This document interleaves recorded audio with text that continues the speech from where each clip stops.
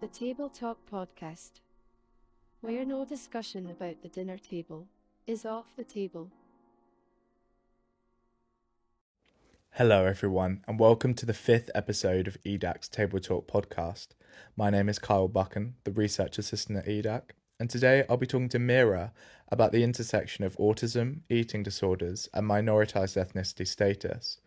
We'll be covering some of the unique barriers faced by this group, including at the personal, cultural and systemic level. We will then finish the episode by talking about how to improve outcomes for this group, including the importance of advocacy and awareness. I really hope you enjoyed today's episode and thank you so much for tuning in.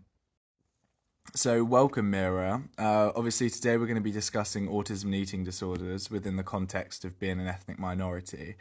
And I know that this is something that you, as an expert by experience, are interested in. So I was wondering if maybe we could just start off by you telling me a bit about some of your previous research involvement and maybe some of the PPI work that you've done before. Yeah, so thanks, Kyle. In terms of my work, in terms of the scholar work, I'm really into the lived experiences of the intersectionality of mental health, service user, survivor movement, with a particular focus on the underexplored contributions within the ethnic minority, and as a neurodivergent person of colour. So this means through the lens of the patient public involvement, I aim to amplify the voices of those who have historically been marginalised in academic and health narratives. So this means like my research underscores the emerging roles of lived experiences, especially those shaped by cultural traumas, mental health struggles and neurodivergence. So like in overshadowing the impactful structures that often silence these voices. So I'm also advocate for inclusivity in mental health research in particular, and aim to bridge that wider chasm between academic theories and lived realities of racialized individuals.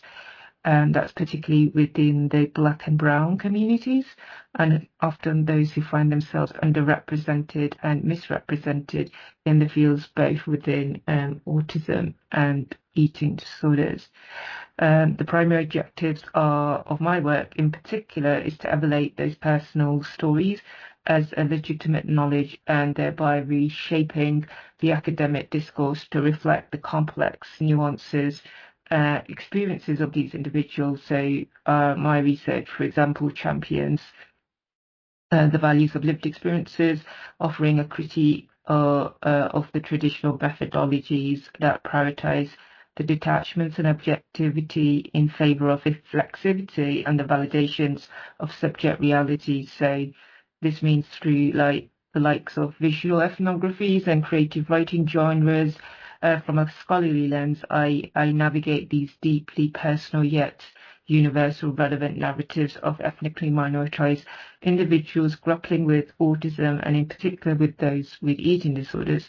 And in doing so, I call for the development of culturally sensitive interventions that acknowledge and respond to the unique needs of neurodivergent and ethnically diverse populations. So that's a bit about the stuff I do within patient public involvement. Thank you so much. That sounds amazing. Super interesting.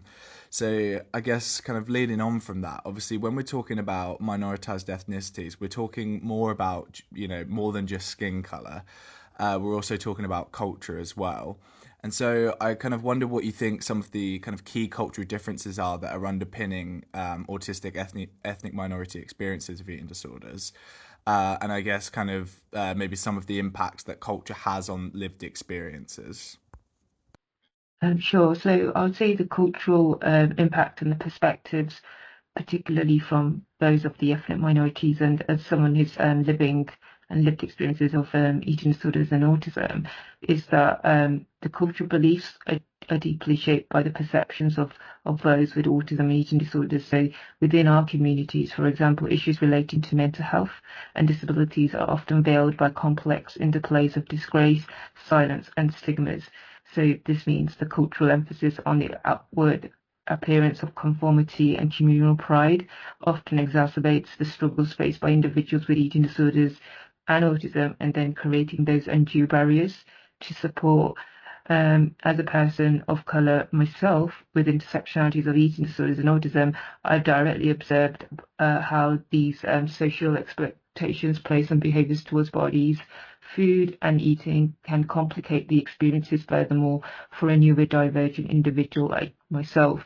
In particular, the pervasive cultural preference for thinness and the portrayal behaviours, for example, coupled with the broader societal stigmas surrounding mental health that often isolates those with eating disorders, and that means really making it much more difficult for them to access help. The intersections of cultural ideals and neurodivergent experiences also amplifies the complexities of diagnosing and treating eating disorders within the ethnic minority groups and the communal nature of the ethnic communities where individual suffering is often downplayed for the sake of collective egoism, reinforcing unhelpful stereotypes and behavioral expectation, further alienating those who do not sadly conform to mainstream beauty ideals or non-neurotypical standards. So I think those are in particular something that I think should be really worth noting in terms of that culture perspective and the impact that has particularly on these kind of groups in terms of the comorbidities between autism and eating disorders. Yeah, definitely. And thank you so much for kind of sharing some of your personal experience there as well. And you definitely touched on kind of various challenges and barriers that there are. And I wonder if maybe we could kind of, leading on from that then, talk about the potential barriers for this group in terms of seeking or getting treatment for their eating disorder. I just wonder if you have any ideas there. Yeah, so what I would like to say about the challenges and the barriers and the struggles in particular from an autistic person of colour is that within our ethnic minorities, we face a uniquely compounded set of barriers when seeking treatments for eating disorders. A key challenge, for example, are the cultural aversions to openly addressing mental health issues, which is further exacerbated by the lack of culturally competent care within mainstream healthcare systems. So that means the failure to understand and respect the cultural, the racial, and the neurodivergent needs of patients who often result in misdiagnosis, undiagnosis, or even neglect, sadly. So, moreover, the sensory sensitivity aspects and the rigid thinking patterns and social communications challenge associated with the autism makes it even more difficult for individuals to engage in therapeutic interventions that are not tailored to their specific needs. So, for example, as an autistic individual engaging with standardized treatment approaches, particularly those that require flexibility or the use of coping mechanisms that do not align with the sensory preferences can feel often very overwhelming and unmanageable. And then a deep sense of alienation experienced by autistic individuals who already struggle with social isolation can further intensify within our own ethnic communities where conformity is paramount and the experiences of being othered by mainstream society and with one's own cultural groups often leads to compounded feelings of shame and isolation, furthering hindering access to help and support. So I think those are kind of the key challenges and barriers I would like to share with regards to coming from an ethnic minoritized group and particularly with the intersectionality of autism and eating disorders. Absolutely, and I think you've highlighted some really key points, especially with the kind of the aspect of social isolation and the importance of these support systems as well. And I think obviously then a key part of that is those immediate support systems, friends and family. And I wonder, if you have any thoughts of the kind of the role that these support systems play in terms of facilitating or indeed kind of inhibiting recovery. Yeah, so in terms of like further thoughts on the support systems, and I think it would be really, really helpful to share that within our ethnic minority communities, that support system can play a role and a dual role in the recovery of an autistic person with an eating disorder. So on one hand, familiar and communal networks can offer crucial emotional support, lending strength and solidarity. On the other hand, these very much structures shaped by cultural values that prioritize external appearances and collective well-being can inadvertently perpetuate and harmful behavior patterns such as restrictive dieting, self-denial, and emotional suppression. So cultural ideals and surrounding thinness, outward success, and the minimization of personal struggles often prevent individuals from seeking or receiving appropriate support. Families may inadvertently reinforce these ideals by discouraging open discussions about mental health, while friends and community members constrained by the same cultural norms may well be ill-equipped to provide meaningful and emotional validation or practical assistance. However, cultural practices within these communities, such as social gatherings, community-based groups, collective values, often create significant barriers to understanding and addressing the dual challenges of autism and eating disorders. And these social norms and stigmas shaped by a lack of awareness and understanding can perpetuate silence around mental health issues and making it much more difficult for individuals to seek help or express their struggles.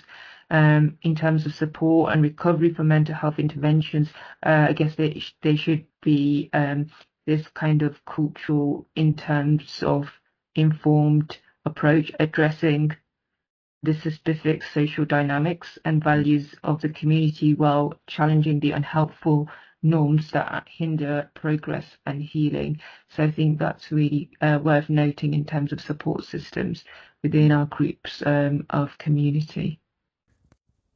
Yeah, definitely. And, again, thank you so much. And I think, yeah, stigma is so important, and it's really kind of a key thing that you've brought up there.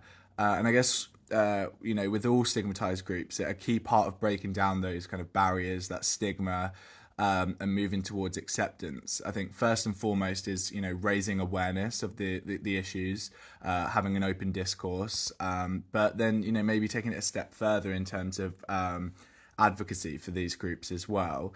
So I guess my question is, do you have any thoughts on some of the ways in which we could potentially achieve this? Yeah, definitely. In terms of advocacy and awareness, I think what would be really helpful to say is that to kind to effectively and meaningfully change this, there is a great deal and a need for more inclusive approach to mental health care, one that recognizes the distinct challenges faced by autistic individuals and with those with eating disorders, particularly from the ethnic minority background. So healthcare providers must be trained and in culturally competence to ensure that they can appropriately address the racial, cultural, and neurodivergent factors that influence mental health. So too often standardized approaches to care can ignore the specific experiences of ethnic minority individuals, leading to misdiagnosis, ineffective treatments, and ultimately more harm than good. Public awareness, again, campaigns also needs to be expand their scope to encompass the voices of Black and brown and neurodivergent individuals. The dominant Western-centric narrative surrounding autism and eating disorder frequently neglects the cultural complexities of these conditions, particularly within ethnic minority groups. It is essential that research, advocacy, and policy-making processes reflect the lived experiences of these communities, ensuring the voices are heard and their needs are met. Again, from my own positionality at the intersectionality of race, neurodivergence, and eating disorders, I believe a fundamental shift is required in the way society supports, understands these individuals. So this means shifting must be rooted in inclusivity, respect for cultural identity, and a commitment to dismantling the silence that surrounds mental health within the ethnic minority communities. Only then we can then begin to create a mental health system that genuinely supports the healing and the empowerment of autistic individuals from ethnic minority backgrounds, helping them to navigate the complex, often isolating struggles of eating disorders and mental health. So again, these are some of my kind of thoughts and reflections on further advocacy and awareness to be raised within these groups of communities. Absolutely. And thank you so much, Meera. Honestly, this has been really, really insightful. Just to kind of lead on from what you were saying there in terms of awareness and advocacy, I think it's kind of things like we've done here today, having these open discussion on a platform like Spotify or, wherever it may be on our website, just to the public ear, basically, where we can kind of, get that awareness and start really kind of bringing these conversations to the public. So thank you so much for joining me today and for allowing me to be a part of this conversation. I really, really appreciate it. Thank you. It's been a great pleasure, and thank you once again for having me. And that brings us to the end of episode 5. Thank you again to Meera for that really insightful episode. I really enjoyed it, and I hope you all did too. As always, if you have any questions or maybe suggestions for the podcast, you can contact me on my email address, which is kbuchan@ed.ac.uk, and I'll do my absolute best to make those happen. So thank you again, everyone, and until next time, bye bye.